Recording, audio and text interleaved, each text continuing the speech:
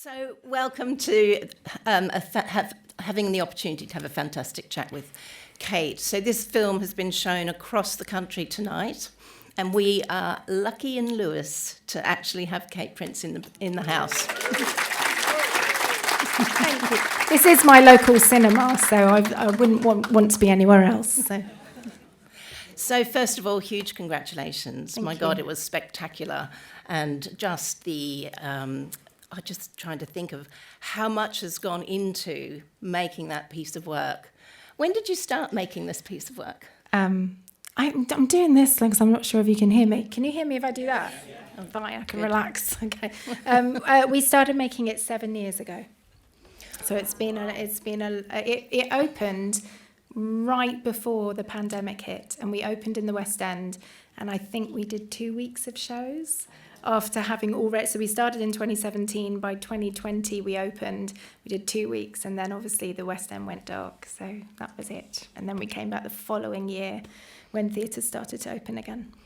Wow, so it's been a long time in gestation. Yeah. So what came first? Was it the idea for the work, the narrative story, or was it the music? What they were sparked it? simultaneous, actually. The news at the time very much was about Syria. There was a photograph of a little boy called Alan Kurdi, which became still is now a very famous photograph. He was a Syrian boy who drowned at sea and was washed up on the shore in Greece. And the photograph of him, he looks like he's just asleep. He's on his front. I don't know if you've seen it. It's very, very upsetting. But he's exactly the same age as my daughter. At the same time that I was researching for this production, she was asleep upstairs, and I was looking at the photo of him on my laptop, and I couldn't shake the kind of horrible parallel and how easy it was for us living in West London in a nice house, very safe, and what we might have to go through as a family to give that up. And what would I be facing to put Ella in a boat without a life jacket and cross open water, what those risks would be. And I couldn't shake the photo of him and the image of him. And at the same time, with Sting's lyrics, sending out an SOS to the world, and the lyrics, everywhere I looked, I was like, oh, this makes sense. So they coincided. Wow, that's really powerful, and it's still so relevant today. It's more relevant, and that I did say that we had a private screening last night, and it was for cast and crew, and it was meant to be a celebration, but I felt really uncomfortable celebrating because you can't avoid what's going on in the world, and I wish that this story wasn't relevant. I wish it was something that people were like, what's that? Like, what's that about? We don't understand that, but we understand it too much.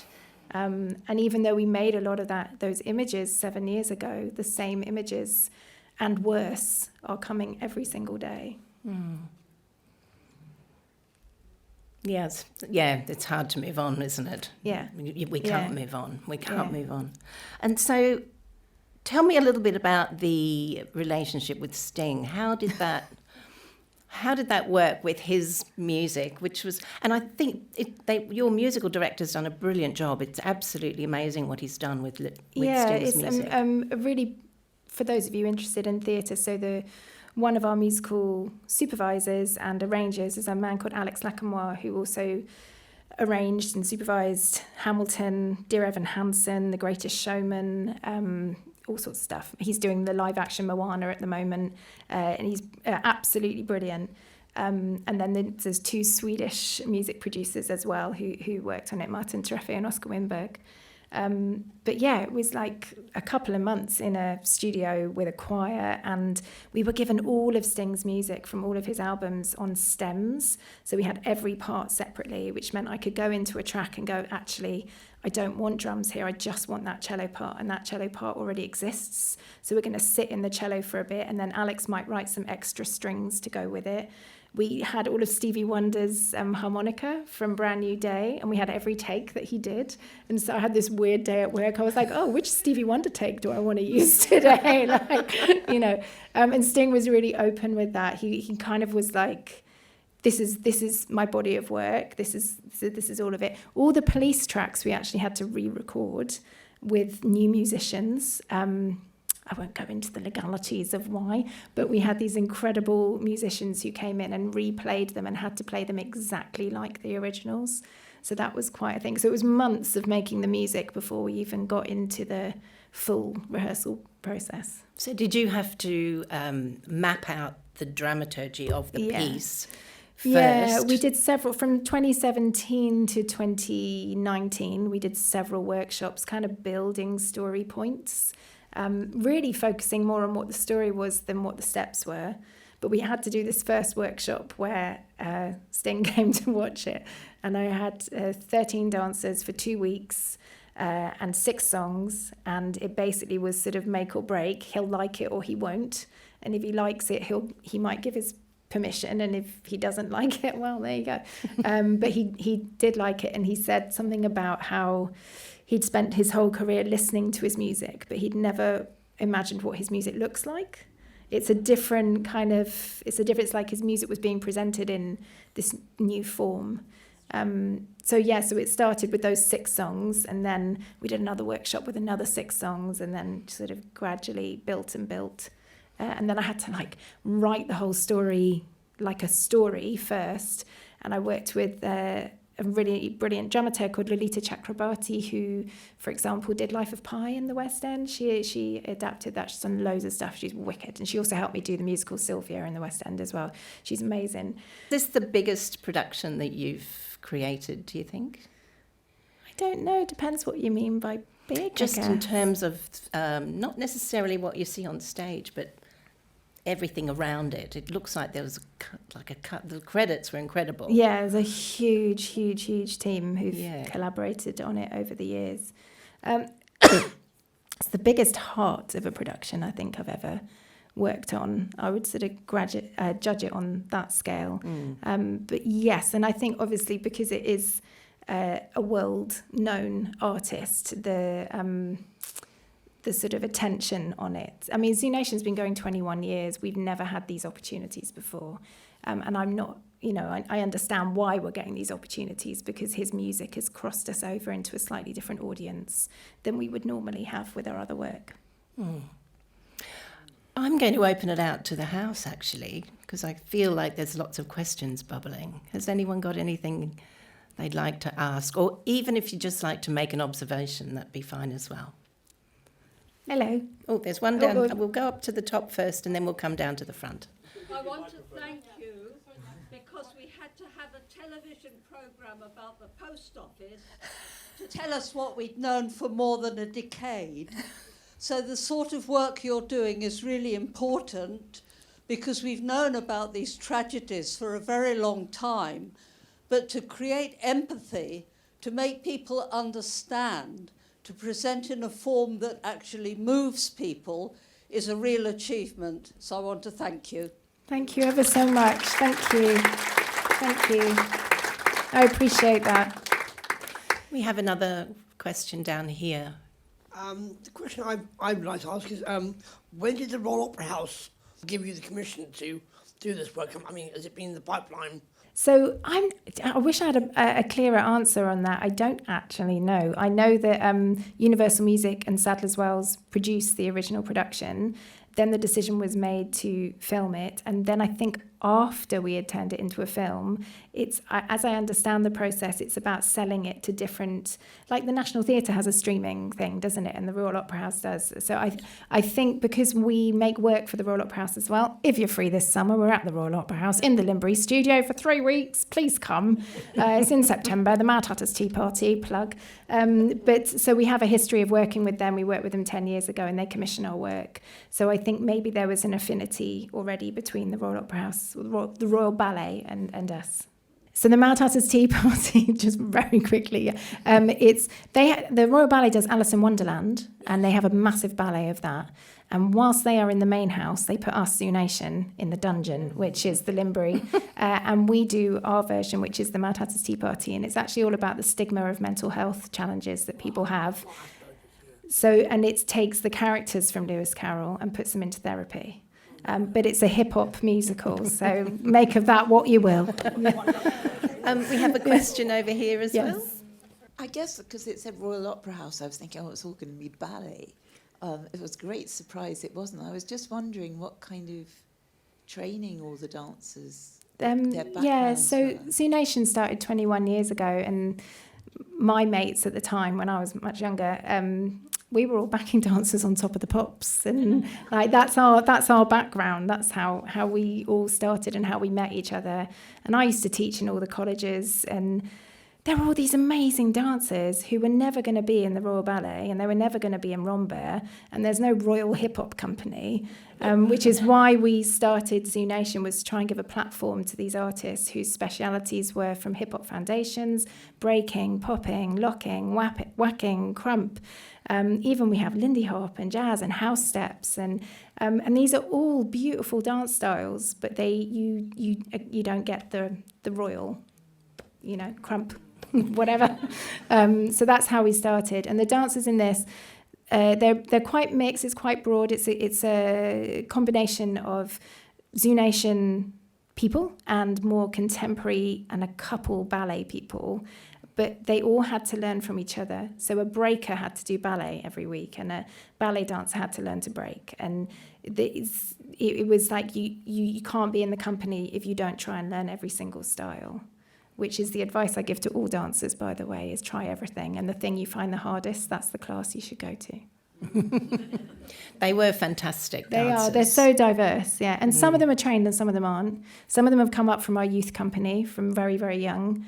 And some of them, we just met at auditions. And now, that was a couple of years ago, if you look at the company that's just toured America with it now, they're from all over the world. We had about 850 people auditioned for the last cast. And they're from literally all over the world. And it's so lovely.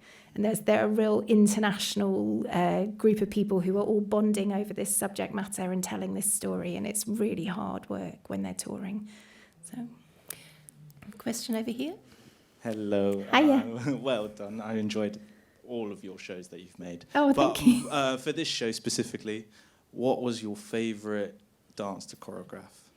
I think the duet between the two men in the second act, Shape of My Heart. I love that piece so much, and I just had the nicest time when we actually made it. And then since then, working with Diavion and Harrison, who do it in the film, just sort of, as you go back to work after years, you always try and make it better and make it better. You're never satisfied. And I'm still watching it going, I don't like that bit. But you try and make it better and make it breathe and, do stuff to it. But it's just, I think because so many of the pieces have got so many people and it's so busy, and then you get into the second act and there's a couple of duets and sort of quieter moments, and actually being in a studio just with the two of them and working out how we could tell that story with them, and it's my fave. I have to say it was a masterclass in directing, actually. That was absolutely spectacular directing. Thank you. Thank you. What inspired you to start choreography? How old are you? 10. Okay, so I was 8. So get started. I was 8 and bossy and wearing a purple and pink lycra leotard and dancing to Big in Japan on stage with my friends and very clearly going, you stand there, come in on 8, put your arms out. And I just knew straight away there was nothing else. Started dance at 3 and nothing else mattered at all. And my mum has found me the most frustrating person, because she'll be, and my husband does as well, and my daughter does as well, because they'll be talking to me and I'll be dancing around the kitchen and I'm not really listening, because I can see all these people dancing everywhere all the time. So yeah, start now. I don't really know anything about dance choreography, but I wanted to know, how much license do you give to your dancers to create their own moves? Yeah, loads. It's such a good question. Loads. So I have quite strict rules in my head. So if it's choreographed by me, and there's an associate choreographer, Lucas McFarlane, and 2 assistant choreographers, Tommy Franz and Lizzie Goff. So if we are choreographing a section, we will make the steps. But in every single section in that, there are moments of freestyle, and they can do it different every night. So any of those solos, the bits where they kind of burst out like fireworks and they're doing their own thing, or a bit where they're expressing how they're feeling, they'll do it different every night. And we have 22 people who tour, but 14 on stage, and every night the cast rotates. So the most shows you'll do a week is 5 to 6 shows. So every time you see the show, it'll be a different group of people. And every time you get a freestyle moment, the different person will do it differently. So the show keeps moving and sort of breathing with what they bring to it. And I always ask people, don't try and be like the other person who plays that role. You don't need to be like them. You need to be like yourself. So express yourself how you would. Does that make sense? Yeah. And that's a little bit, that sort of idea of freestyling comes straight out of breaking and hip-hop, doesn't it? Yeah, very, very much, because I'm sure many of you know, and if you don't know, I'll tell you a little bit, but obviously hip-hop, from the culture of hip-hop, with the 4 pillars of hip-hop, one of those pillars was breaking. And then you've got your funk styles, foundation styles, which are locking and popping. But all of these styles are club styles or street styles, and they evolved naturally in party situations. So freestyling is very, very much, I mean, with our youth company, they have to freestyle every week. They can't just learn steps. We put them in a circle and they have to take it in turns to go in and express themselves freely.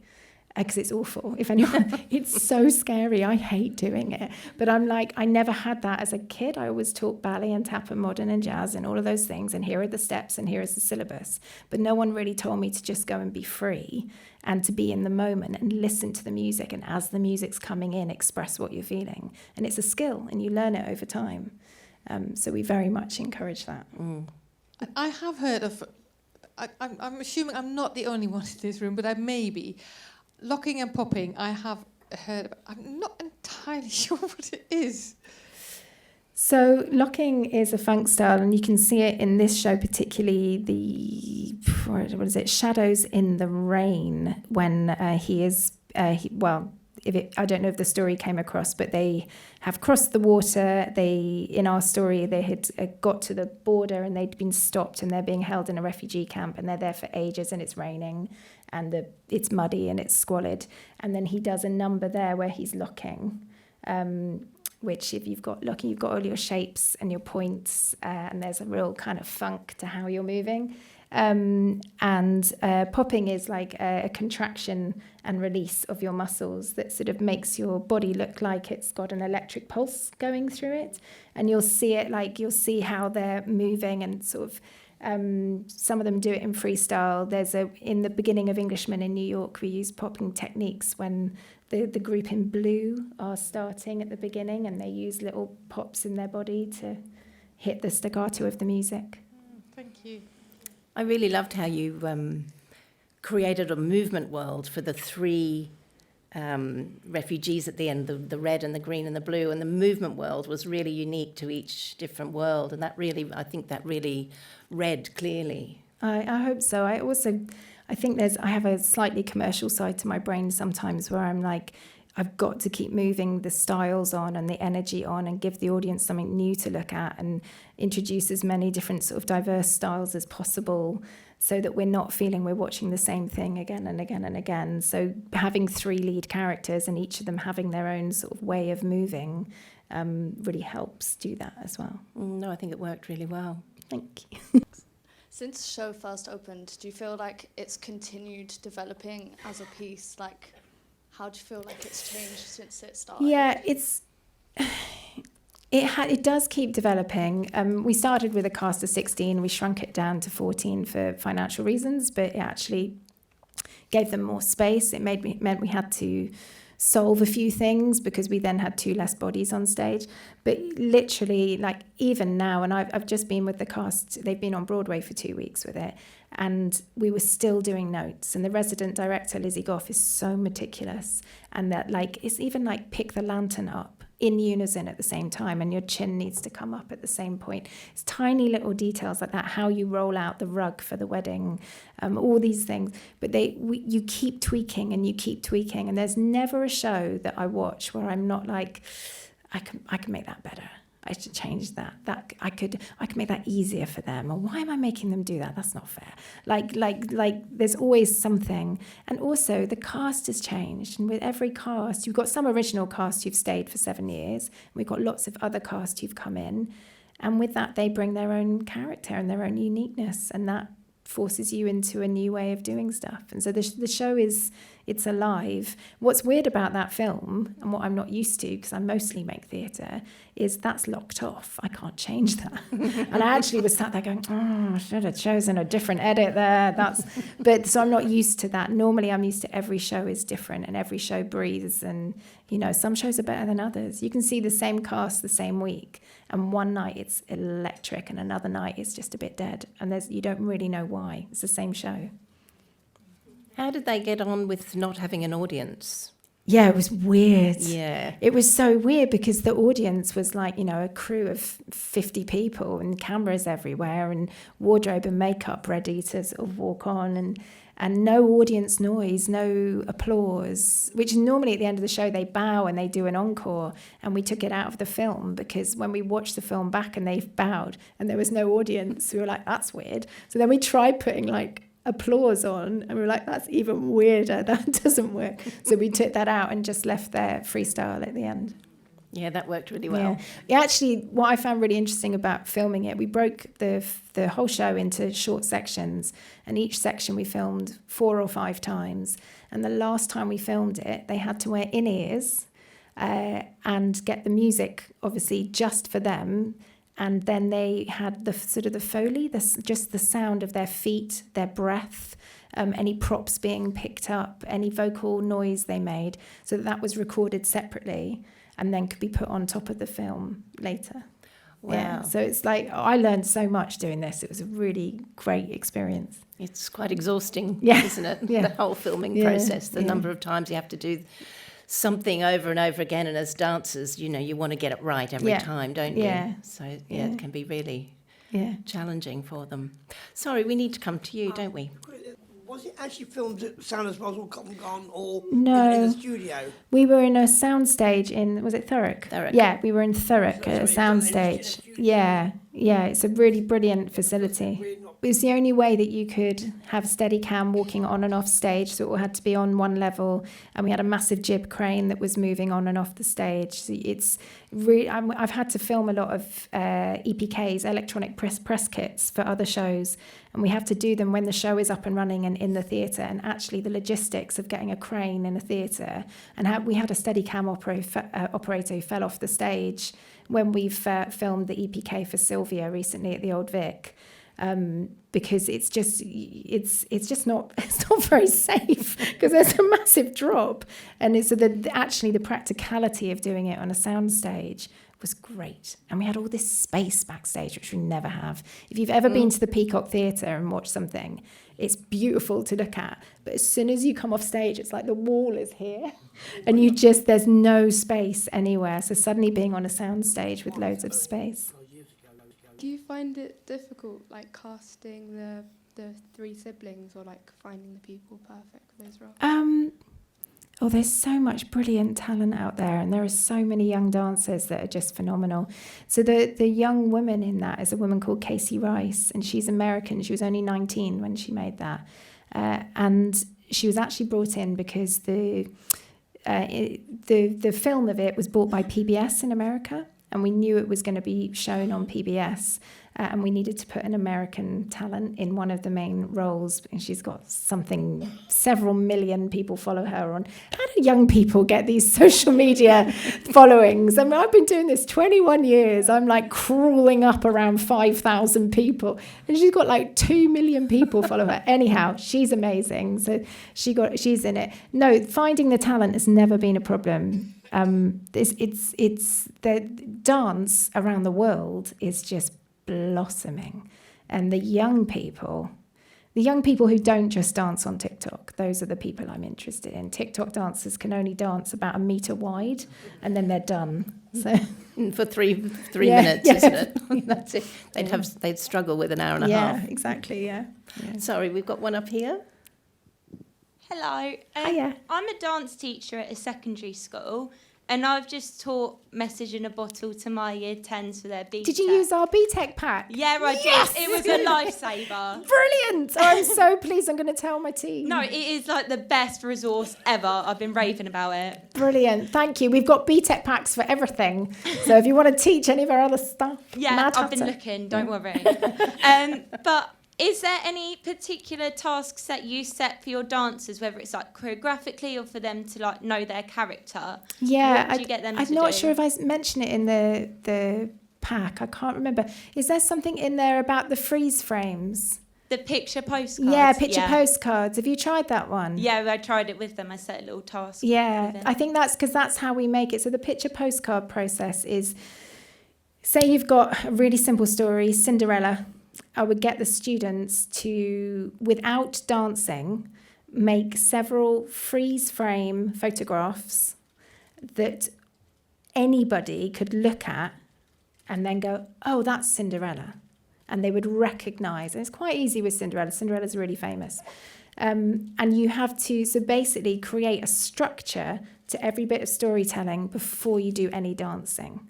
And you do it with the music, so you can see, oh, he is shy about approaching Roxanne. Oh, they're going to get married. Oh, he's giving her a ring. Oh, he's getting his father's approval. Whatever it is, all of those beats are mapped out first, and then you start colouring it in with steps.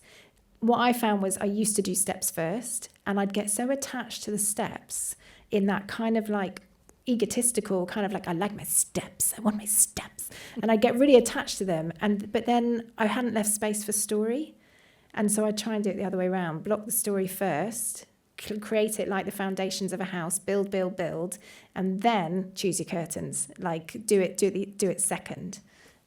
Does that help? I have to think of another one. I'll talk to you afterwards. I'll give you another one. Hi, thank you very much.